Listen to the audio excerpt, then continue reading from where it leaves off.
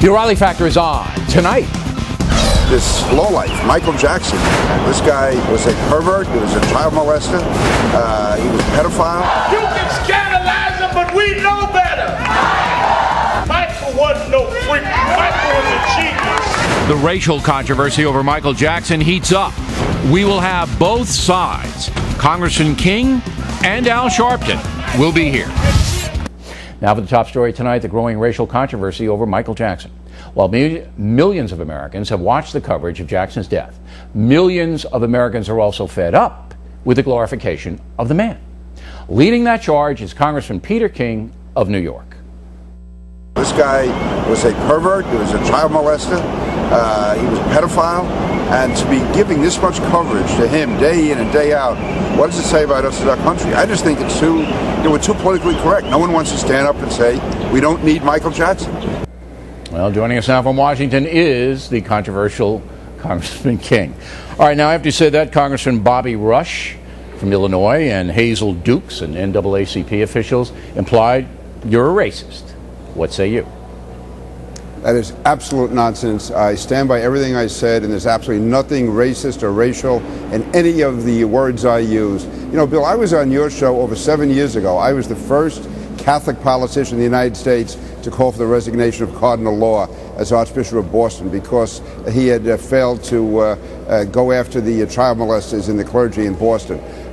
This past weekend, Bob Herbert, the New York Times, an African-American columnist, said that behind the facade of Michael Jackson is the horror of child abuse. I don't see how pointing out a person's horrible record when it comes to misusing and abusing children, how that becomes racial in any way. And also, I'll just say this as an ironic point.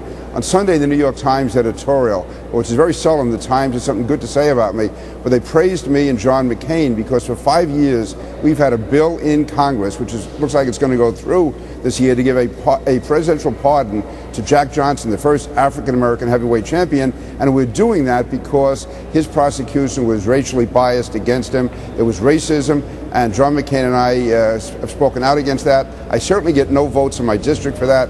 So I think, you know, my record is clear, and I just think that people who are raising this issue are absolutely phony, and it's wrong. It is wrong. I agree. I've known you for a long time. You're not a racist, and Mr. Rush and Ms. Dukes are cheap for playing that race card against you. But the timing of what you said was harsh. It was harsh. And, you know, the man just died. He has people who love him. In hindsight, might you have waited a week? No, Bill, because this had already gone on for 9 to 10 days. And I guess what put me over the edge was I spent the whole 4th of July with veterans and cops, firefighters, different parades in Wantor, Massapequa Park, as you would say, being with the folks.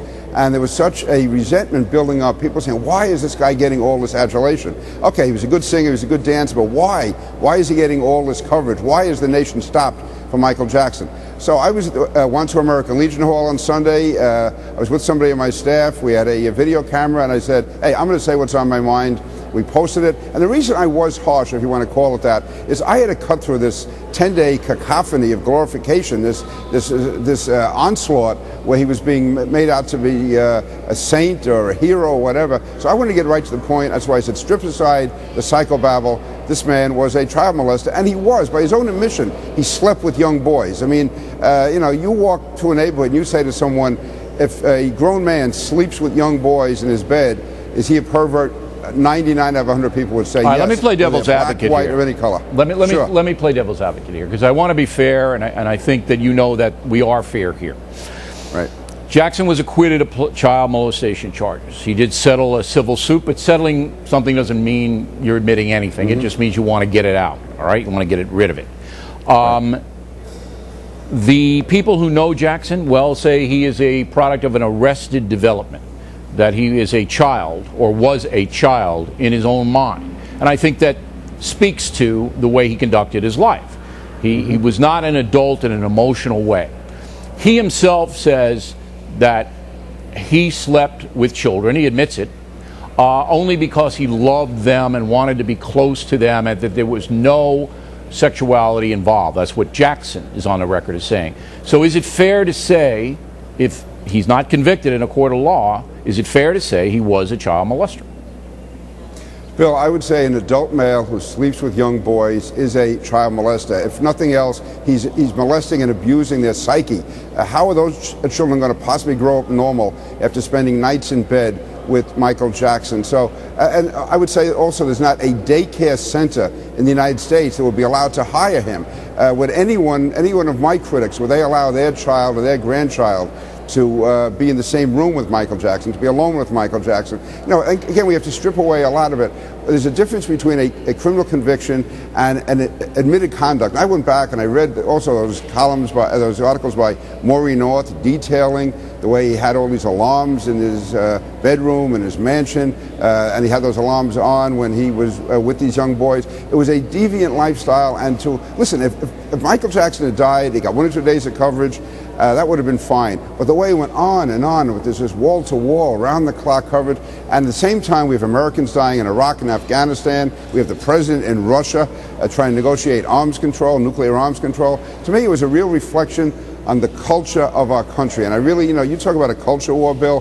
This, to me, I think the media and the political class and the elite class failed. They have our culture. Pat Moynihan spoke about defining deviancy down. It can't be much more down than what Michael Jackson did with young boys, and yet we exalted that over the last 10 days to 2 weeks. It was wrong. Why do you think the media played him as a hero? Perhaps it was political correctness. They get caught up in this Hollywood swirl, and it sort of fed on itself. And I guess no one wanted to just acknowledge the fact of what his record was all about. And so I just think it was really a terrible failure by the media, by the elite. And I was saying what millions of Americans really felt. All right. Thanks for being a stand-up guy and coming in, Congressman. We appreciate it. Next on the Rundown, Al Sharpton will reply. And later,